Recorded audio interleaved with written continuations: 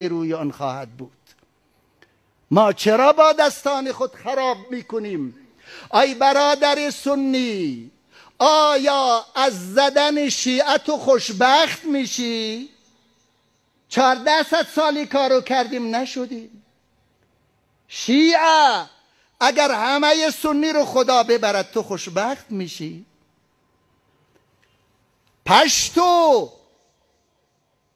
میتوانی با نابودی دیگران یا با تحقیر و تضعیف دیگران خوشبخت شوی؟ اگر میشد امیر عبدالرحمن خوشبخت میشد، نشد. کامش تلخ رفت، با خون دل رفت، با خونخواری رفت. آدم با خونخواری خوش نمیشه، آدم با محبت خوش میشه، قلبش میشکفد و خاطرش زنده میشود. تاجک با همه برادران میتوانی خوب زندگی کنی، ازبک با همه میتوانی خوب زندگی کنی. هزاره، مردم هزاره، ملای هزاره، جوان هزاره، روشن فکر هزاره، قلم به دست هزاره.